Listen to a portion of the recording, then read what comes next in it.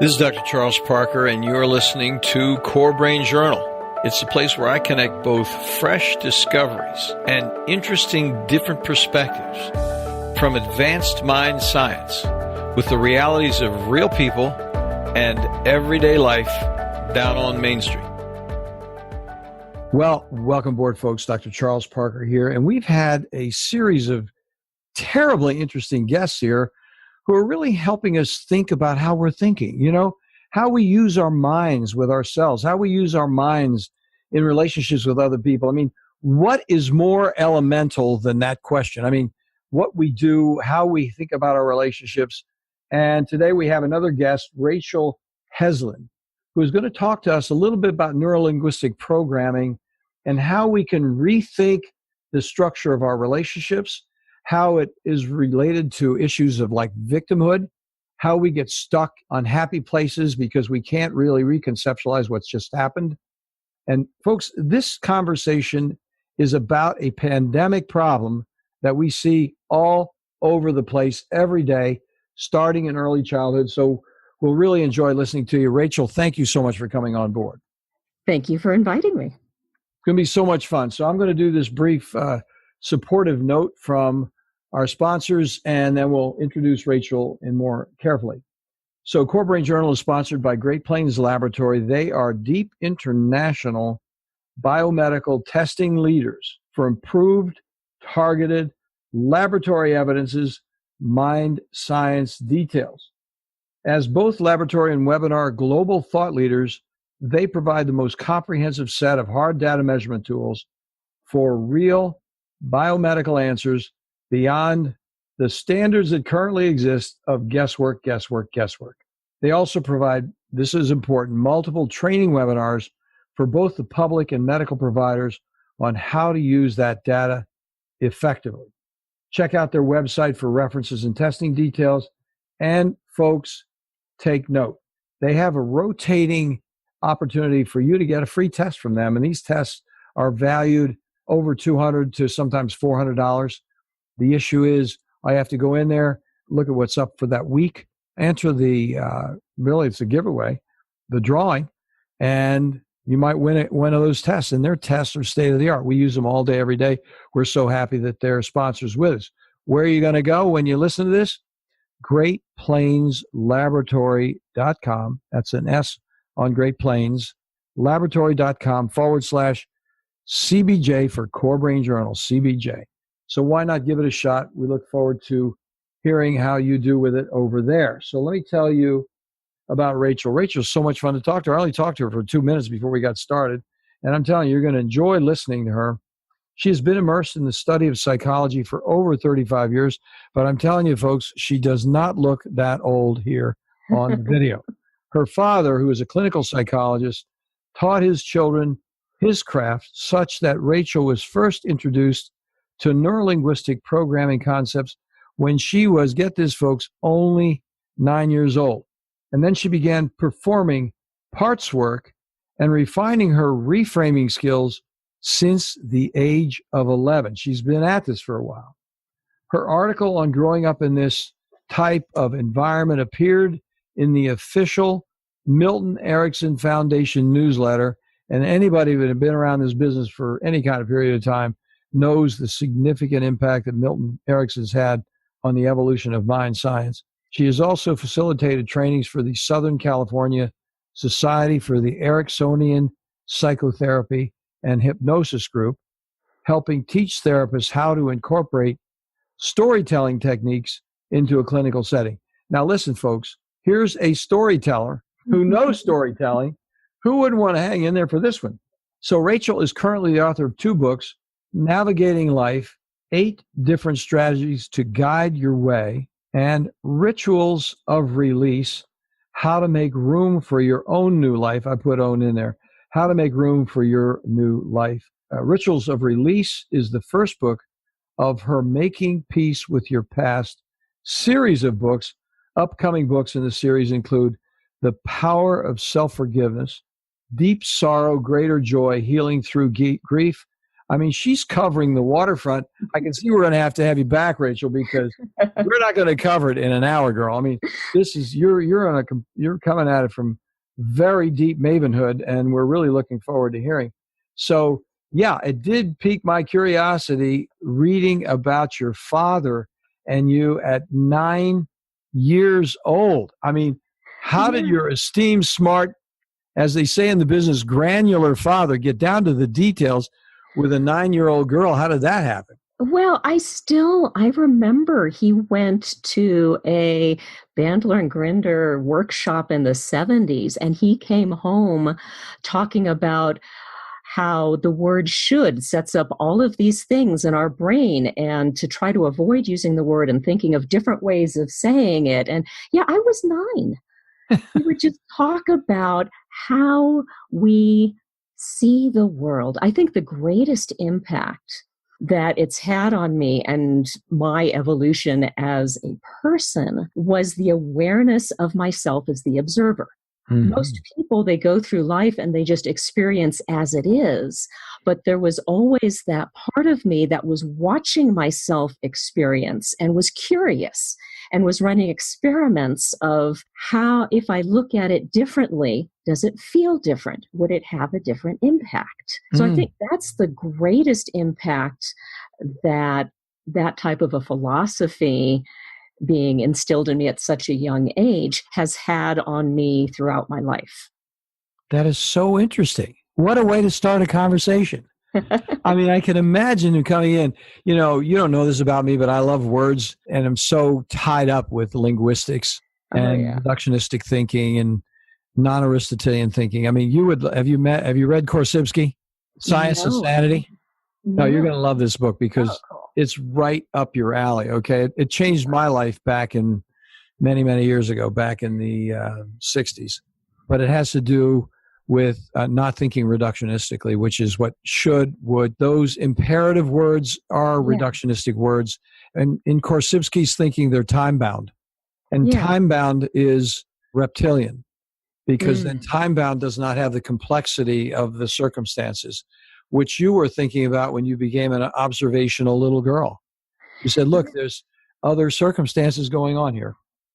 Sorry. See, I mentioned before we started this recording that I'm quite capable of going off on tangents. One of the things that I've noticed about the word should is that it implies its opposite.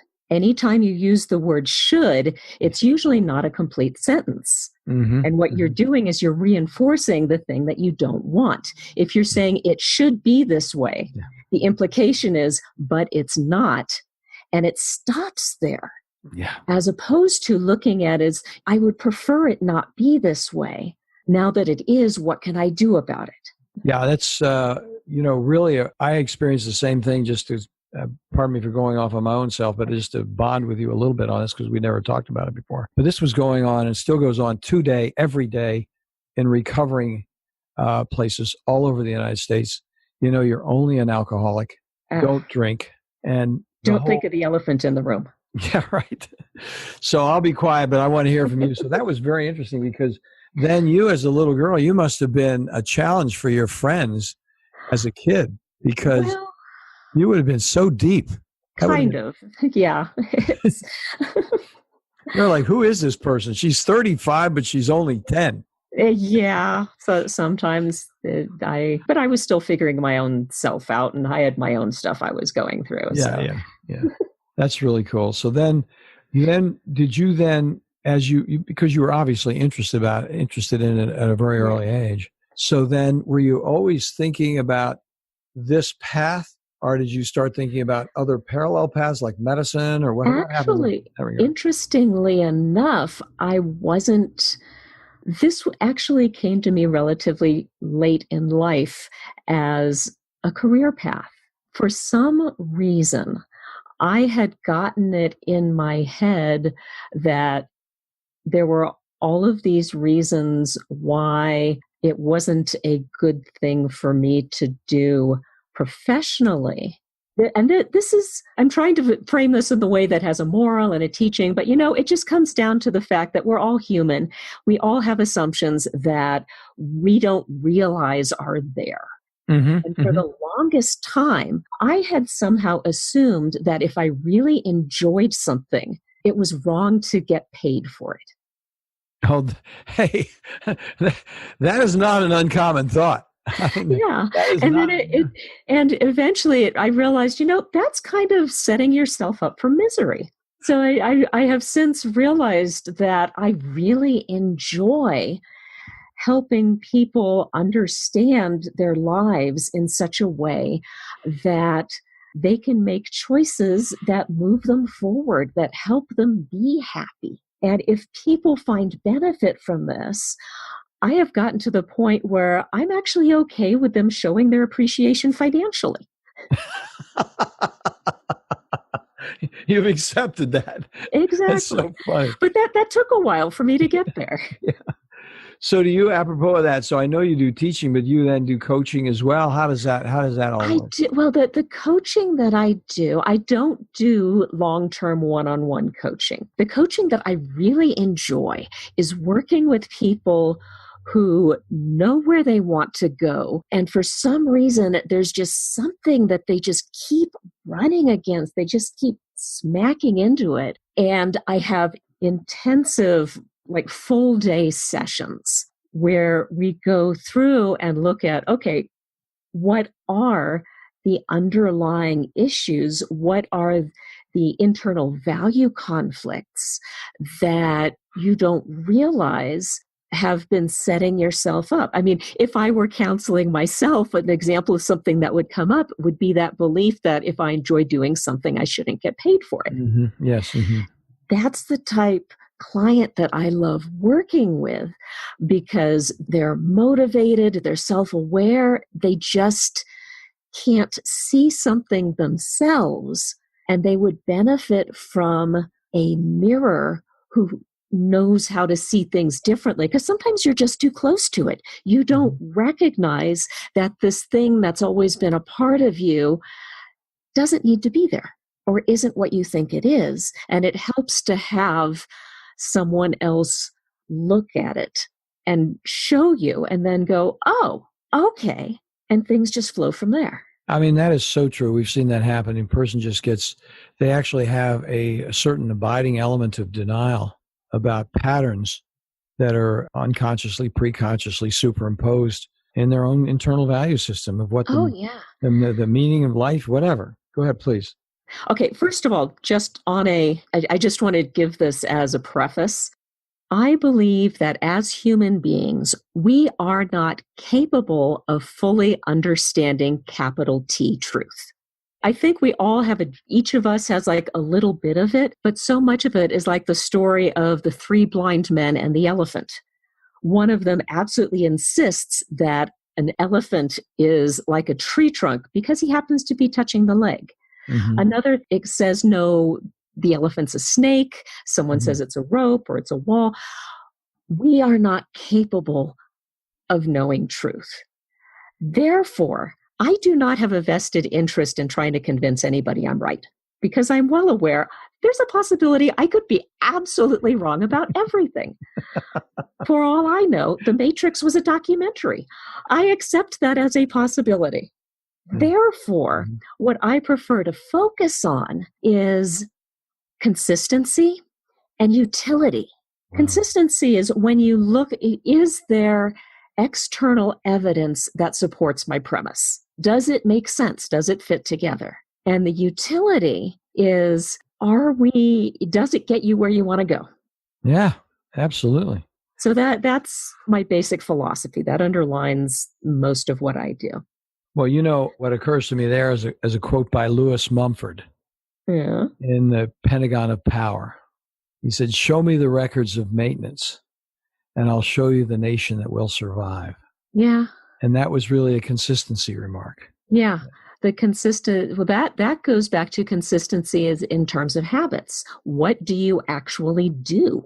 It's kind of different threads are coming together. What I'm currently fascinated about is how to normalize certain behaviors or mindsets that we've come to consider negative, because it's back to, if one of my premises, you mentioned Milton Erickson. Mm-hmm. He was actually a mentor of my father's. One of his philosophies that impacted me was the idea that none of us are broken.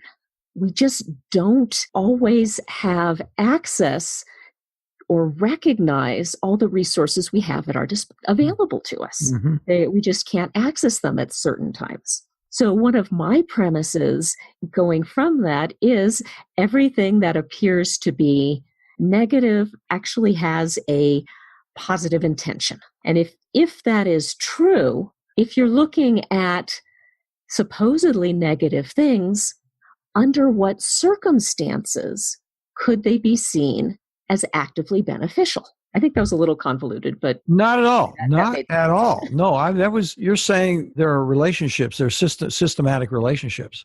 Yeah, and my interest, I majored in social psychology because I'm fascinated by the interrelationships, not just of our internal, but looking at groups, how our interactions with others impact how we see ourselves. How do we interact with ourselves? From that, take, for example, something like self-sabotage. I don't think it exists. I think self-sabotage is actually inelegant self-protection.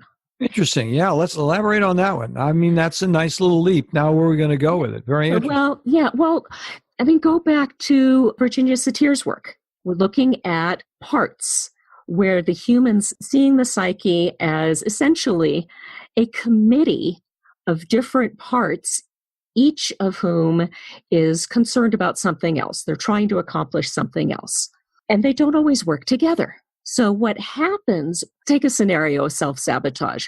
You're about to do something really amazing, and you've been working towards this amazing thing for a really long time, heart and soul, and you're just coming up to it. And it's almost like you're watching yourself do things. It's almost like you're watching yourself from the outside, and you can see yourself doing things that are going against this goal that you've had.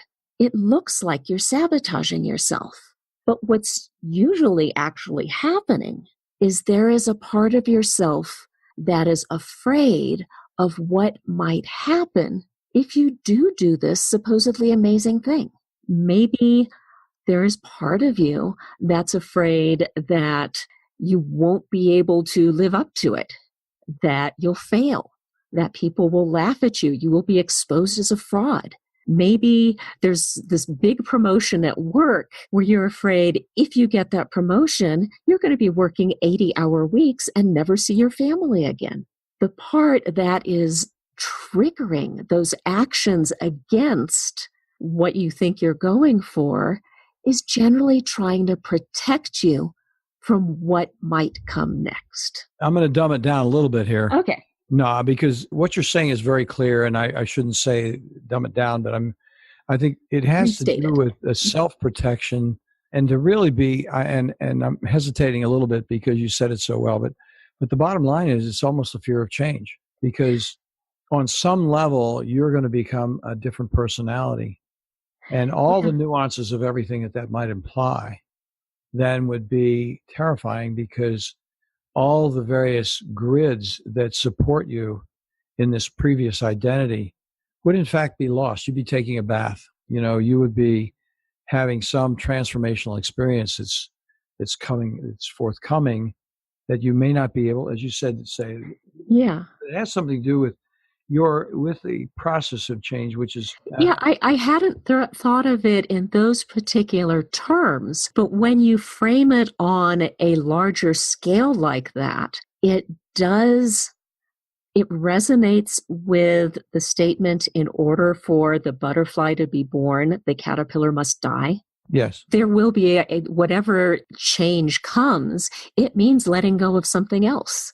Mm-hmm. And that can be scary because we don't know what's next. It reminds me of Ernst Becker's book, The Denial of Death. Now, this is a little deep, okay?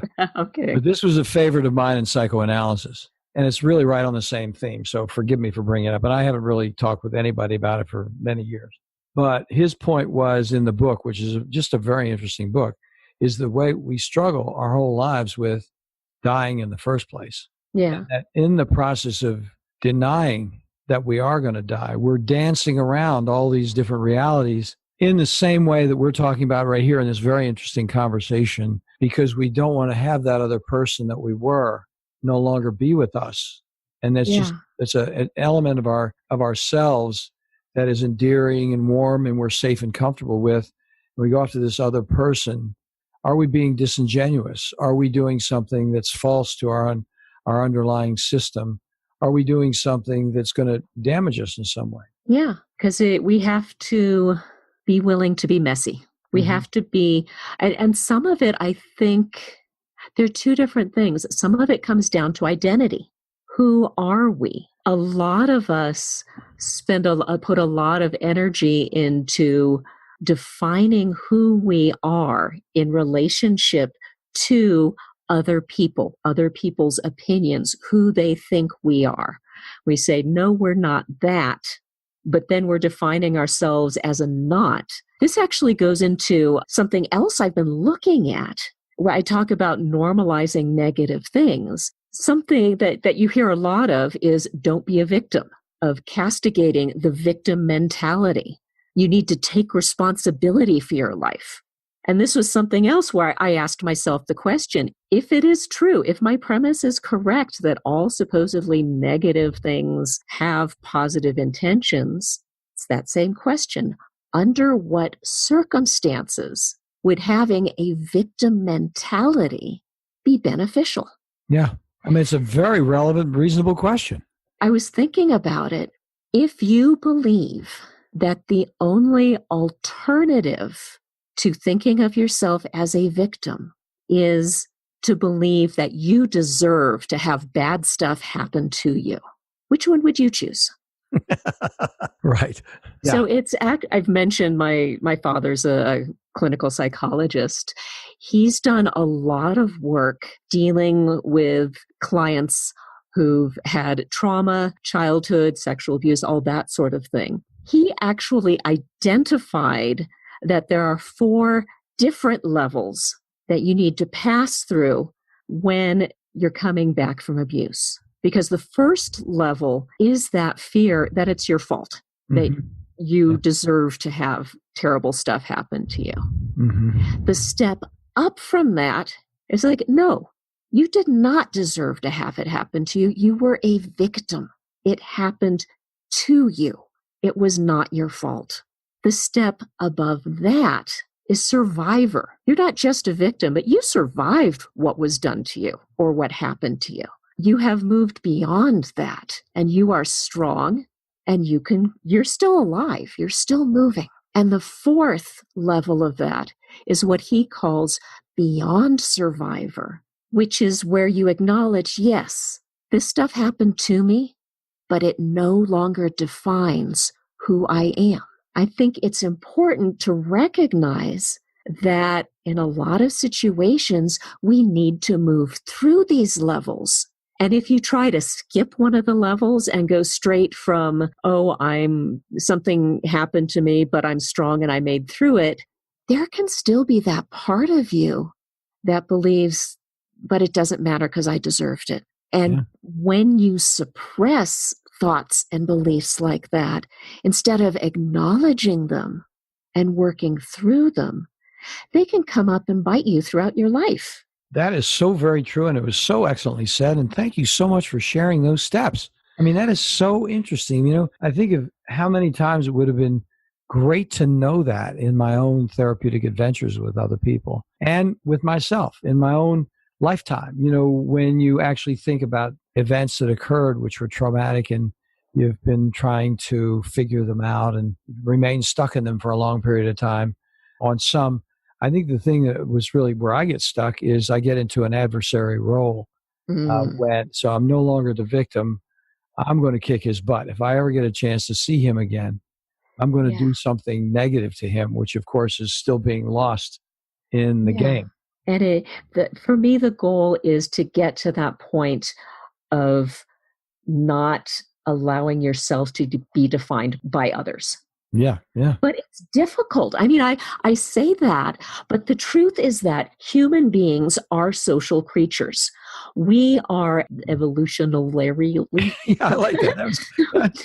we are designed, or however you want to do it, Yes. to work with other human beings. Yes. In order to play well with others, we learn what our role is based upon interactions with others. How other people treat us helps inform how we think we should be treated. It goes the other way. How people act is how we learn how to treat them. I mean, I'm sure you've met someone who's always hangdog and always everything's so miserable. And after a while of being around them, you feel like, well, yeah. And it's almost like a neural resonance thing of living up to or down to or in some way with other people's expectations. And it's a give and take. And because it happens on such a subconscious level, most of the time we don't recognize it. I see so many people who are saying, well, you shouldn't do this, or you shouldn't call me that. Something that was very challenging for me to learn was to allow other people their reactions. Another way, because one of the ways that this manifested in my own life is wanting other people to be happy. I wanted them to think well of me. You talk, one of the things, another supposedly negative, being a people pleaser, that's a survival instinct. That goes back to childhood. If your parents or the people who took care of you didn't love you, they could abandon you and you would die. Right. You don't want to be disappointing the ones who could leave you on the curb. Right. It's not a conscious choice, but it's that visceral understanding that we are dependent upon other people. What we need to do is bring that to the forefront, to consciousness. I don't believe in this is good, this is bad. That doesn't make sense to me. Right. It's a matter of consciousness, and it's a matter of utility and deliberate choice. Once you pull up and say, okay, I see this pattern that I've been doing. What are the feelings here? Mm-hmm. Like I used to constantly pull myself back because I was afraid that if I didn't tell people what they wanted to hear, they would get upset and then it would be awful. Once I started being honest, saying, this is what I actually feel. This is what I actually think. Sometimes people would get upset. And I learned that I could survive other people's being upset. Yes. Mm-hmm. It wasn't enjoyable. But what it did is it strengthened my own integrity. Mm-hmm. And because of that, it improved my relationships, even with those people who were initially upset. Yes. I mean, in some way, this goes back to the should. When I was telling people what I thought they wanted to hear, it was a should, and shoulds are essentially a denial of reality. So there was no honesty and integrity in the communication. Once I let go of trying to get other people to respond a certain way and just said, hey, here is what I am presenting, it opened the door for true communication of two people connecting with one another. I became more capable of listening. I wasn't afraid of their reaction. I replaced that fear with curiosity. And the more I allowed myself to be myself, the easier it was for me to allow others to be themselves. So well said. And, the utilitarian value of it, and this is bringing it down a little bit, but it's really an internal education. It's a self-management, a learning experience when you actually depersonalize it sufficiently so that you can then recognize your own internal integrity vis-a-vis that experience or that person. That, yes, part of it is the relationship that you have with that person, but even more importantly is the abiding relationship that you have with yourself, whatever that next venture is, because you have an internal system that is now lit up and has the radar lit up on the next interface down the road and you're more prepared for whatever that next eventuality is for the previous blind side that you had that you didn't know that you had. Mm-hmm. That would be a strong part of the utilitarian value of it. Now, listen, we got to take a break. I am so much enjoying listening to you. I really hate to stop the conversation because you're actually mesmerizing and not in terms of putting a person to sleep, but the way you articulate things so effectively and so in such a connected way. And you have just a great way of presenting it. I want to thank you for just those things that you were talking about, and I do apologize for interrupting them. Just a question that I want to ask you when we get back, because just the way you're talking about it, and this is going to be a little bit of a challenging question because I'm thinking about and putting myself in your shoes while you're talking about this. And you're so open about your own learning experience. I'm going to see where you are with this one. One of the things that I think has been so helpful for me is to really see where my blind spots were and what I did about them. And so what I'd like to do is see if you would be willing when we get back to hit a learning experience for you with a person that surprised you, because you're a very well-educated person. You're very deep. And where we all go into things and you think it's one way and it turns out another one and you get surprised, I think that might be of interest, because if this person, whoever that person is, if that circumstance could surprise you, then we can definitely all learn from it. So, folks, we'll be back in just a minute. We'll see whether this is too challenging for Rachel. So we'll take a break now. Today, the world of mind science, psychiatry, and mental health is rapidly changing with innovative, comprehensive testing that takes both patients and practitioners into a new world of measured details with useful, understandable, and remarkably actionable plans. The key phrase here is cost-effective. Testing also introduces a key parallel word: predictability. Psychiatric treatment failure, especially after multiple medications and our brief hospitalizations, arises directly from the complexity of measurable brain-body imbalances and impediments that explicitly interfere with medical outcomes and create costly difficulties with inadequately informed supplement and medication trials over time. Great Plains provides a leadership team of biomedical experts with advanced laboratory insights, approved nationally both by the FDA and CLIA laboratory certifications, and is available internationally for both public and medical professionals. Great Plains Laboratory is the primary laboratory we've used at CorePsych for years, with excellent customer service for both patients and medical colleagues. They are on the spot. They get it every time. In addition, they provide exemplary training modules, which are webinars and conferences, in an effort to broaden practice perspectives wherever you live.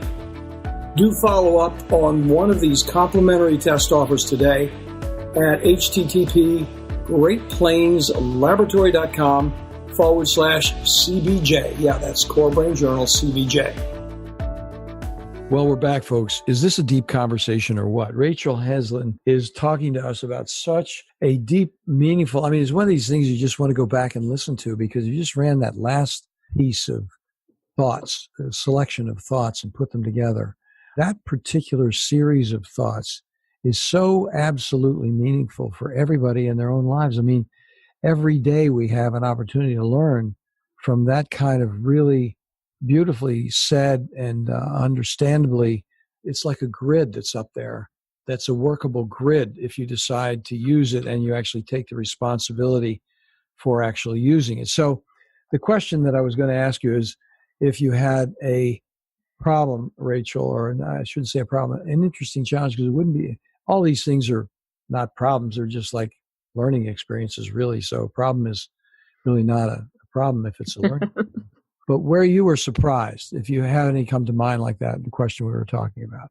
Oh, yeah. I talk about liking premises and looking for consistency. I've had a couple of rather significant, humbling experiences where I was going off of one premise and it turned out to be completely wrong. I'm trying to figure out how to articulate the before after, but there was someone I was working with that I made assumptions that they were coming from a certain set of assumptions themselves, that they were coming from a place of fear, that they were projecting things, and that they were basically, I thought they were coming from somewhere that ended up being completely different from what was actually going on with them. So everything that I thought they were doing, I was taking as they were fighting me, they were projecting terrible things on me, they were doing, and it was very frustrating. Then I learned some things about their background, what their childhood had been like, what sort of things they were accustomed to. And all of a sudden, I realized, oh, when I do this, they think it means that I'm doing the same thing that their parents did to them. And once I saw things from that perspective, I realized I actually had been hurting them. I had not taken into account the impact of what I was doing on them because of their own stories from their childhood. Could you be a little more explicit in that? So yeah, I'm trying to figure, there's like some confidentiality things. I'm trying I got you. You're trying to figure out how to say it. Yeah. Well, this is an opportunity for you to tell a story. Yeah, it is. I'm having a lot of difficulty figuring out how to frame this in such a way that it actually makes a good example. Because for me, the specifics were not as important as the humility of learning that I don't know everything. Yeah. That I can make assumptions that people are overreacting. Oh, it's just in their head. But it's not always just in their head. Even if it's not my intention to hurt somebody, if I don't listen to them when they say ow and figure out, okay, is there something that I could be doing differently to lessen that ow, then that's on me. Yeah, I totally agree with you about that. And when you said the humility, I was synchronizing with you on that because I think that's kind of what I'm driving at. I think that's been the big learning experience for me with a number of individuals where I made an assumption that I was going along pretty well. And I thought I was Mr. Helpful. I'm Mr. Nice Guy being helpful. Yeah. And, it turned inside out because being nice was not necessarily the play that was needed to help them make progress in some way. And I had to see where I was actually limiting their progress by what I was doing. And, that does happen. I actually had something on I don't know if it would be considered sociological or political, but I was a participant in some discussions where some people who were part of traditionally marginalized groups were expressing a lot of frustration and anger. And I was one of those white people who was telling them, you really need to calm down and express it in a way that people can hear you and that sort of thing. And I honestly believed I was being helpful. Yeah. And eventually I realized, not so much, because I was not modeling what it is that they needed. What they needed was for someone to actually listen and care. They didn't need someone to stand outside and shout out stuff from the sidelines. They wanted to be seen as human beings. And I failed that for way too long. Well, it's funny because the psychology, the things that we know, and we're trying to be helpful, actually can be so paternalistic at times, and exactly. You have no idea that you're being paternalistic because you think you're being quote unquote edifying. And yet what happens is you're really closing down the conversation in a maladaptive way. And just what you said, I've done that. I know exactly what you're talking about.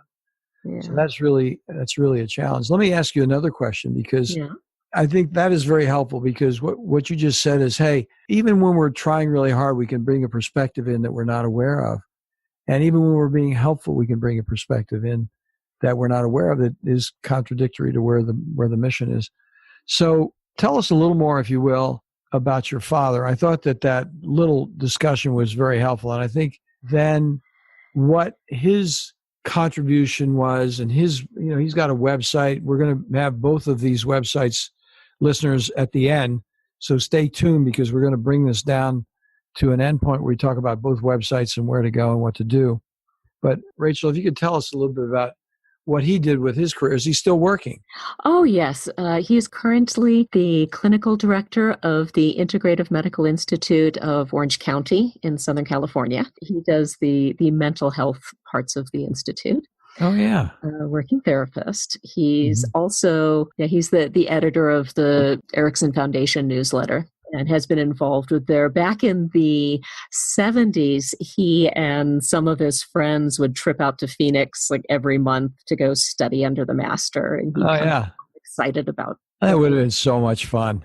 Oh, yeah. I mean, because he was apparently so wonderful to be around because he was so unreservedly insightful. He'd just like pop it right out and it would like, and apparently people would just be transfixed with a couple of words like, oh, yeah, that is the way it is. You know?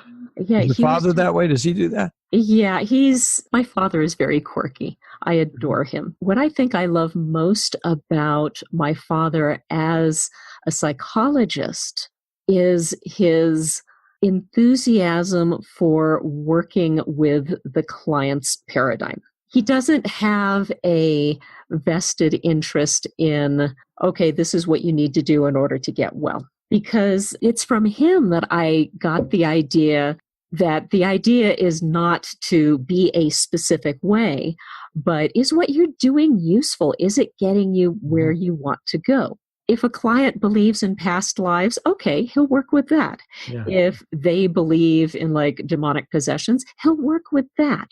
He used to have a lot of referrals for multiple personality disorder. His way of dealing with it was not to try to integrate into a single personality, but just get them working together. Oh, that's interesting. Yeah. And it's kind of like the PartsWork. Oh, that's you're looking at different parts. They just happen to have different names and personalities, and have them work together so that you can function in society. That would be that would be a whole interesting conversation. I probably need to ring him up. It sounds like an interesting interview, you know, 'cause that particular thing, we've had several people with DID come on board. And yeah, but that sounds like a lot of fun. It'd be fun hanging out with him. I can imagine dinner conversations would be great. Oh, yeah. I love bouncing ideas off of him and helping. I mean, it was the whole idea of talking about, instead of beliefs, having a premise. That is the result of a conversation I had with him. We were bouncing words back and forth, and that one really resonated as having the nuance I was looking for. And I might not have found it if I hadn't been talking with him. So yeah, we hang out in Grandma's kitchen and talk about stuff. That's wild. That's wild. Yeah. So then let's wind up a little bit. We're going on a little bit further than we ordinarily do, but I think it's very hard, not think it is hard to wind down with a person like yourself. And it's not through any fault of yours. It's the richness of the material that you're sharing and your articulate style in delivering it.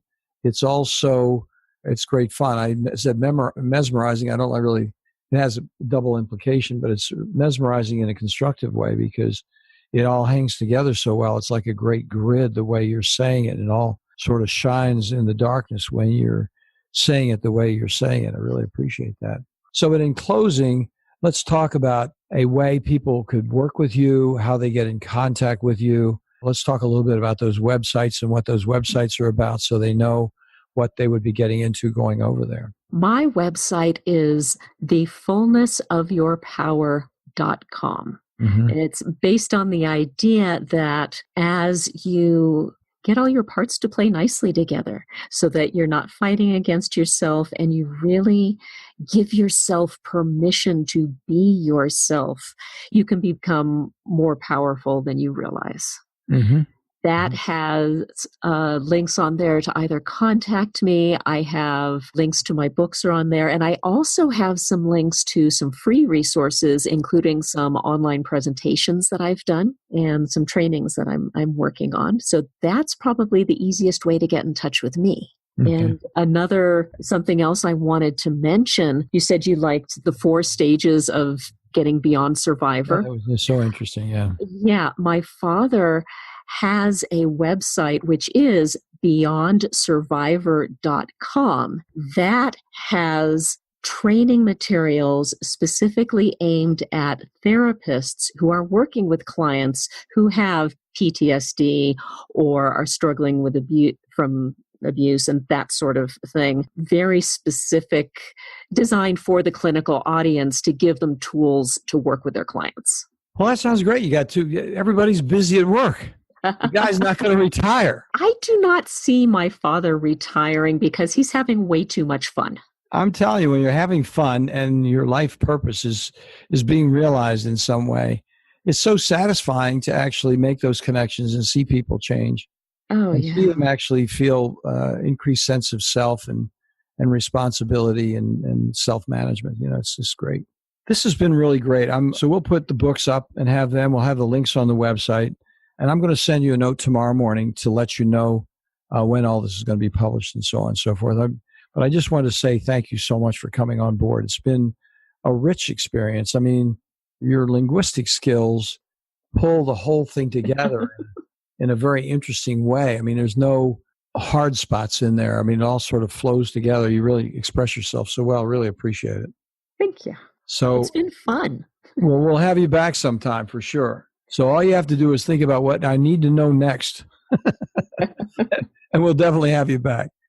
Thanks, Excellent. Rachel Heslin. Thank you so much. You have a good one. You too. Thanks. Bye-bye. Thanks for listening to Core Brain Journal.